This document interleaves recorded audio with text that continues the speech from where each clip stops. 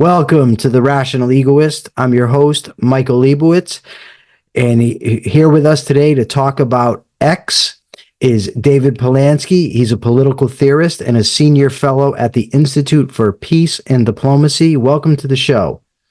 Thanks for having me. You compare X in a recent article that you wrote to a Rorschach test. What exactly do you mean by that? Well, it's probably an overused metaphor, both generally and on my part. But, the Rorschach ideas, these are ink blots that could kind of mean anything, and they depend subjectively on the view of the person who's looking at them. And I've just noticed that X in particular seems to invite extremely wide opinions about just what it means. Very few people, I find, don't care about it at all, at least those who are politically inclined. People like my parents who are normal don't care about it at all. But certainly below a certain generation, if you have people who are politically involved, there's a tendency to either view it as, the last bastion of free speech in an increasingly authoritarian America, or to view it as this sort of, cesspool of bigotry and who knows what else. You refer to Elon Musk as having a bottomless neediness.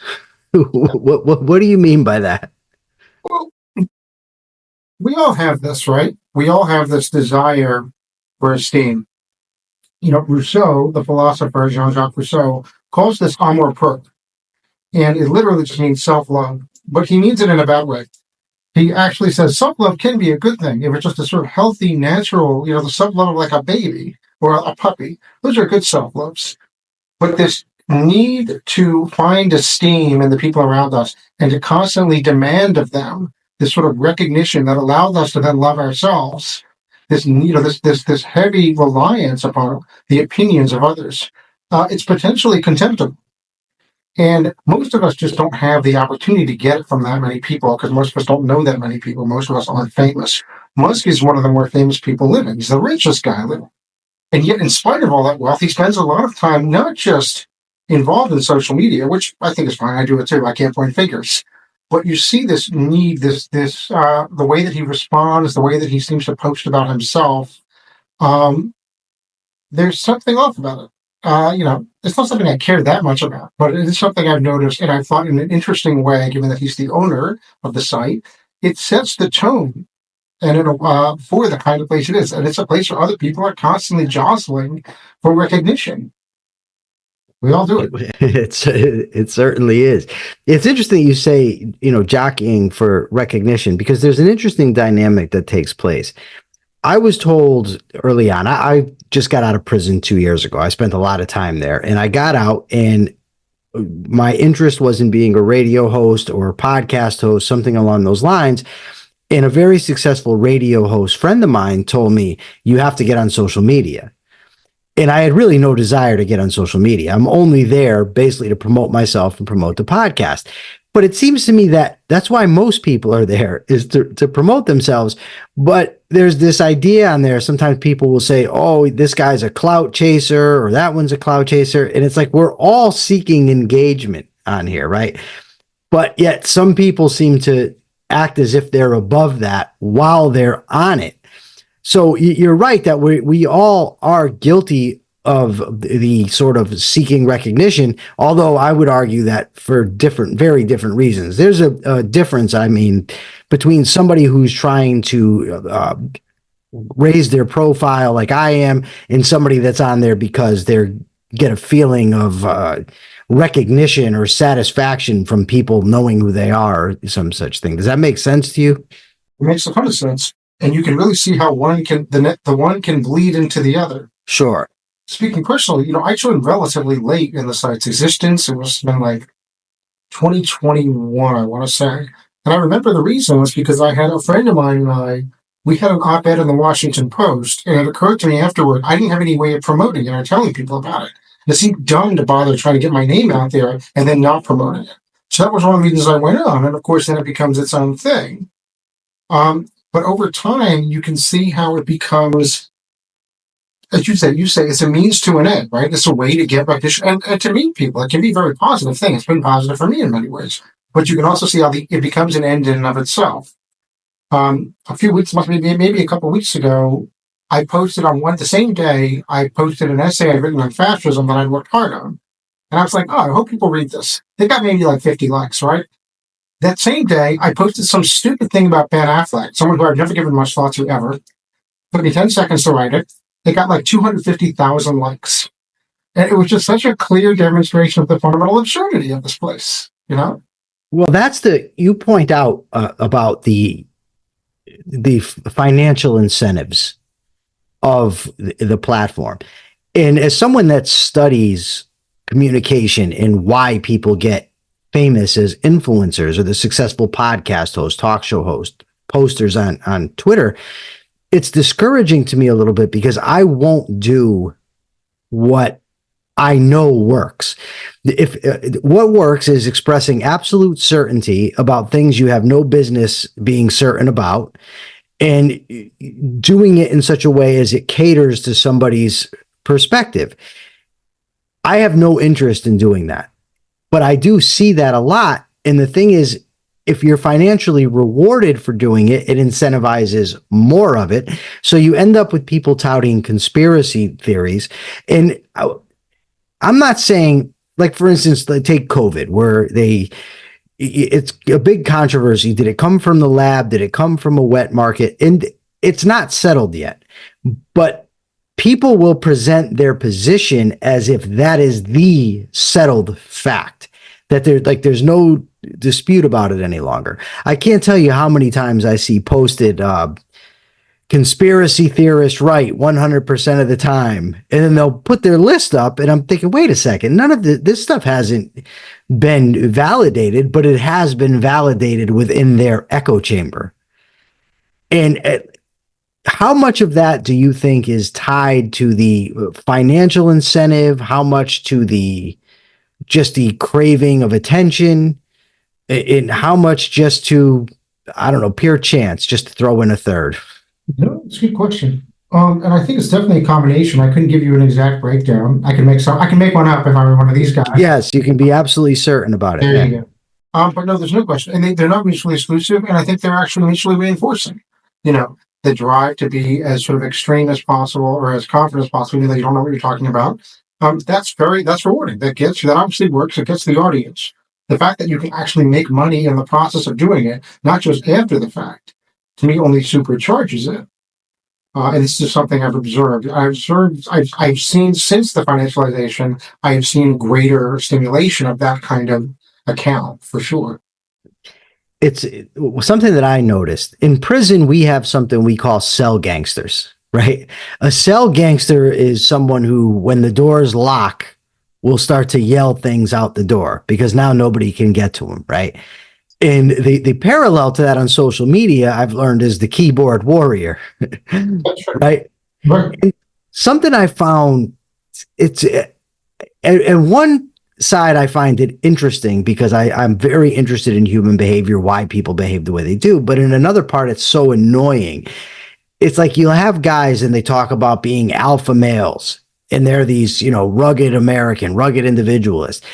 And then they'll spell fucking FCKING. They won't put the U in there because they're going to get chastised by Daddy Elon. But yet it's like, do people not see the absurdity of that? And you make a point in your article about bullshit, right? And you actually cited a philosopher that I read years ago on his second order motivations, first order motivations, Harry Frankfurter. And there's so much of that on there. Can you explain a little bit about Frankfurter's idea of bullshit and how that comes across on X? Sure. And other social media platforms too, by the way. Was it? Yeah, no, sure. No question. Well, quickly, I have a question before I forget it. The guy in the cell, doesn't he have to worry about what's going to happen the next day when the door opens, or is he hoping? It's not an exact science. Nobody ever accused the fellas in the big house of being geniuses. But yeah, you would think so. But oftentimes that it calms down. Whatever. I don't know. I just know that they do it, and that's what they get labeled as. Funny. No, that makes sense. Anyhow, yeah. So Harry Frankfurt, he had this. It was originally, I think, an essay, and it became at one point a book. And it's one that I've thought about a lot over the years, in which he defines, and it sounds like something that would be a joke. It's called "On Bullshit," but it really isn't when you read it. And he basically chose the word because it's probably the best word we have for the phenomenon that he's describing. And what he's describing is a way of communicating, a way of talking that isn't the same thing as a lie. It's a specific kind of non-truth. And to give you an example, he argues, I think compellingly, that the thing about a liar is a liar actually cares about the truth. And you can see this if you watch something like the play Othello. Iago, who lies frequently in different ways, he cares greatly about what the truth actually is throughout the play. And you can see this in his motivations.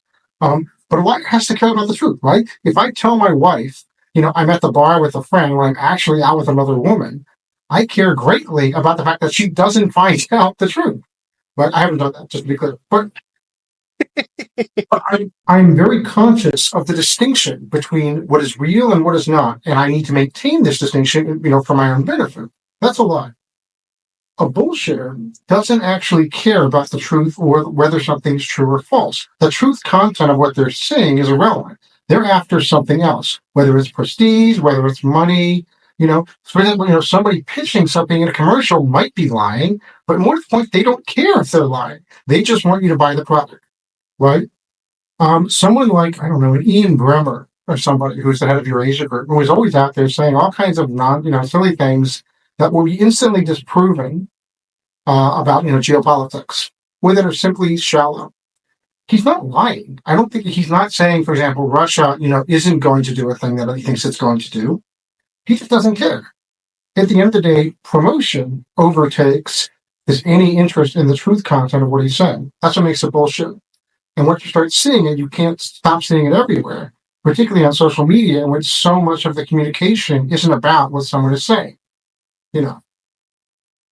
I wonder how much, and it of course can't be quantified, but I'm well aware of the dynamic that takes place because I've seen it happen in myself, where you don't start off wanting to do that bullshit, but it just sort of, and I don't want to say it takes on a life of its own because I don't want to disparage the idea of free will in the equation, but sort of the more allowances, it's like a drug addict, right? A drug addict will say, well, maybe I can just have that one hit. And then once that one hit, it's like, I did take one hit and I was okay. Why not two? And through that process, they just end up right into the addiction again. And it seems like there's a similar thing could be taking place where a guy may use a little bit of hyperbole one time, but then he gets the hit for it. And then it just kind of does that, like it spirals almost out of control. And then it's just complete bullshit where the truth doesn't even matter any longer. Yeah, it's something I worry about, and the idea, and this is one reason why I have not signed up for the blue check, in order to get the money, because that I would worry about what that would do to my motivation. At some point you start thinking, oh, you start noticing this sort of thing, that seems to get attention. I should do that more. And then you're no longer communicating things you actually think. You're simply chasing something, and believe me, like I like money, like the guy in Idiocracy, but you can understand. You froze on me. Why that chase would be detrimental to one's character, for sure. Sure, absolutely. And eventually end up doing what you don't want to do. I'm very aware of that myself. Also, I pay close attention to what I'm doing and why I'm doing it, and to not pretend things that I know things I don't, or to have positions that I don't hold.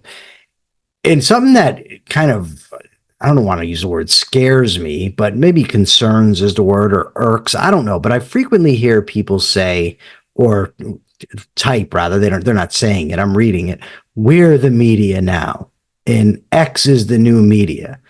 With the proliferation of, as you say, bullshit on this platform, and to have people that take that as if that's now media, I mean, that to me is concerning. But what do you think about that? And is there a lot of people, or are there a lot of people that really believe that? Yeah, I mean, with the caveat that this isn't limited to X. This isn't limited to social media. You find no shortage of bullshit in conventional media. I mean, this is, I don't know if you ever used to watch the comedy show Mr. Show on HBO. No, never seen it. One of the great sketch comedy shows ever, with David Cross and Bob Odenkirk. Both of them went on to subsequent successful careers. But one of their kind of recurring kind of, type of sketch they would do is just the media guy who's so clearly full of it in every possible way, and they just made it funnier than I've ever seen it. But it's a very recognizable type. Like, the guy who you can tell is just full of it in every possible way. But like that, that was already an existing type. That was already something. And even now, I mean, for example, for my sins, I live in Canada, where mainstream media is even more constrained than it is in the United States. So frequently I'm in the unfortunate position of I'm often looking to X to find out information I'm not going to get from the media. I'm just not in many cases. At the same time, I have to be very aware of the proliferation of nonsense and falsehoods and what have you. Something that baffles me, and it always has, it's this dynamic, and I'll give you an example from my own life so to make it clear. In prison, you have guys that are very vocal about all the snitches in the block. This guy's a snitch, that guy's a snitch, whatever. Meanwhile, the same guy, you'll see him in the captain's office with the door closed. And it's so obvious what he's doing is he's the one snitching, but he's trying to put that off as a distraction on everybody else. And I would sit there and I would just say to myself, like, how don't people know that that's what's going on here? And I get the same feeling when I'm looking through, I'm scrolling through X and I see people making these claims, or even when I see, President Trump make claims that are just pure bullshit. And I'm just thinking to myself, how don't people know that this is nonsense? You've got a guy, 3, 4, 500,000 followers on X. And it's easy to disprove the things he says.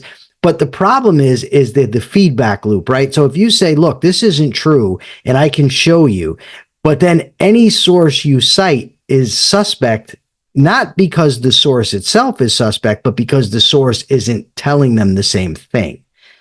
And I wonder, in your experience, am I just living in an X bubble? I guess is what I'm wondering. Because I sometimes wonder how really prolific is this, where people believe this stuff that's being touted, or they take these guys seriously. Is it just because that's the nature of what's coming through my feed, or is that gullibility, that naivety spread wide?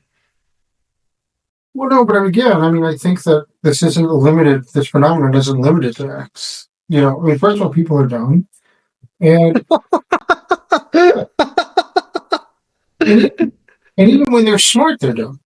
I've known I spent way too much time in school, and I've known many people who, they're not dumb in an objective sense, but they are contextually dumb. Because, they still seek reinforcement for their prejudices. They still are subject to all the same biases and so on. And it's particularly true. There's a particular tendency, and you can't really escape it per se, because as you gain knowledge in one area, you have this tendency to want to apply it to others. And to imagine that you know what you're talking about more broadly, when you, of course, don't. This is a major theme in the Socratic dialogues. People who have achieved excellence or some kind of achievement in one field, they greatly overestimate their ability to think through or understand in other areas. They think it gives them larger political or philosophical understanding, which it doesn't necessarily. So this is a problem that you can't escape by not being dumb, though, of course, being dumb doesn't help. It's interesting you mentioned the Socratic dialogues. I was thinking about the Socratic dialogues just this morning, because I wanted to debate a guy on ethics. He was making a lot of ethical proclamations. So I said, debate me on ethics, because I learned from the Socratic dialogues, the meaning is that many people will talk and literally don't know what they're talking about. And Socrates, through the Socratic method, was able to reveal that they didn't. And I was very confident, and still am, that the guy that I was talking to, he just takes his ethical intuitions or the emotions he gets in response to things as evidence that those things are wrong. But that's not the case. But you make a very good point too, about believing because somebody's good at one thing, then they're going to be, or smart in one area, they're going to be smart in another. I mean, if you just look at Einstein and his accomplishments in physics and mathematics, and then look at his political views, and it's clear that he didn't have political expertise. He was, if not an outright communist, at least sympathized with communists. I remember Oppenheimer's probably a better example of that phenomenon. Which he was also. I don't know much about Oppenheimer. I didn't see the movie. I haven't read about him. I recommend it, but it underplayed that very. I think it underplayed that dynamic for sure. I remember when the Ukraine war broke out, and somebody said, "Look, all the people who were experts on COVID last week are now experts on Ukraine this week." And it seems like, and this is going a little bit beyond what your article, but it interests me. If somebody asks me a question and I don't know the answer, I just say I don't know. It's not a big deal to me. There's plenty of things I don't know about. I don't understand quantum mechanics. I mean, I get, I can tell you what the Heisenberg uncertainty principle is, but I don't understand the math behind it. The Schrodinger's cat. I mean, I know the basic experiment, but I don't really understand it. And I have no problem saying, look, I don't get it. But it seems there's people that either they really believe their own bullshit, or they're just afraid to say they don't know. And that it seems to exacerbate a lot of the problems in society that we have. And the flip side of that is it doesn't help when we have experts that are willing to lie or claim that they have knowledge that they simply don't have. And then that, feeds the feeling that none of them can be trusted. So we kind of have to rely on ourselves. Does that make sense to you? Yeah, sure. No question. I mean, this is something I've thought a lot about. I've written about elsewhere, for sure. I mean, this sort of proliferation of, thorough expertise. And I think it's probably driven in part by this class of public intellectuals in which, perhaps related to the problem of X, is that, their job depends on them being able to talk about stuff. Now, their ability to actually talk about stuff, may not quite be commensurate with what the job demands, or what, their financial interest might be in pretending to have expertise on all kinds of things. Washington, D.C. is full of fake experts, for example. Are these problems solvable in your view? If so, how? Like, is there any way, or is this just the way human beings are and it's inevitable, or is there a way out of it? I mean, out of the bullshitting, the conspiracy theories, the accounts on X that just promote nonsense for financial rewards. Is there any way to get around that, or I guess fix the culture? I don't know how else to put it.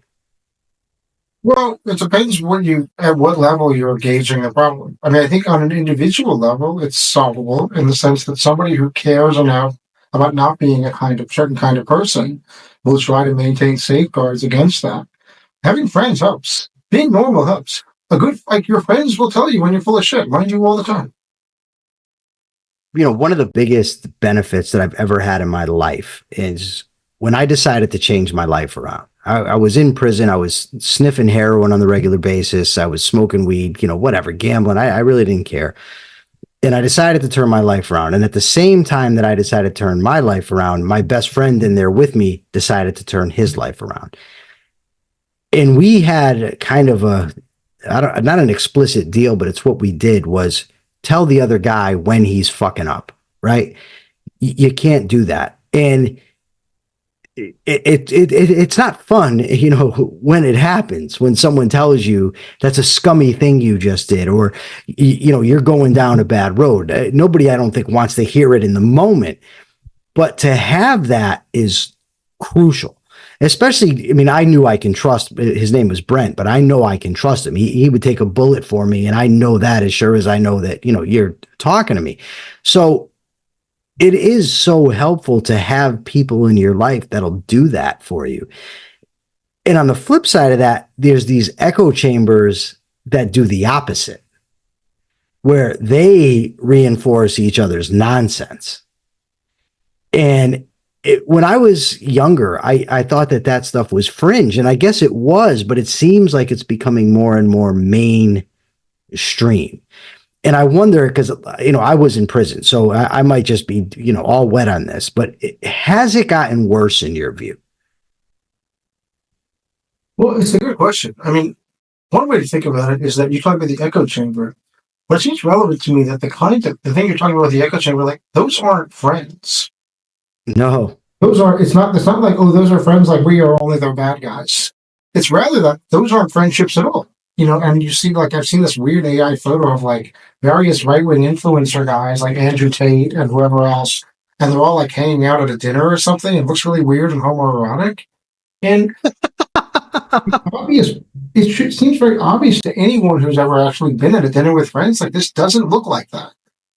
And so one way to think of this is that you can sort of see this dynamic as a function of a larger decline in friendship. In ordinary human relationships, which I think are really, really crucial for human. I mean, like in this, I'm very Aristotelian. I mean, I think it's fundamentally necessary for human happiness, for sure. Wow, you've referenced during this conversation Rousseau, Socrates, Aristotle, Frankfurt. Did you take philosophy? Was that your major in school?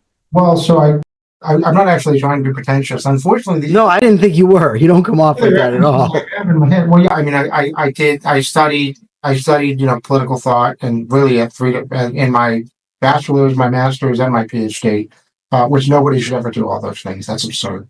But it's fair to say I spent a lot of time with these guys. So, and they tend to furnish the way my parts of my brain, I guess.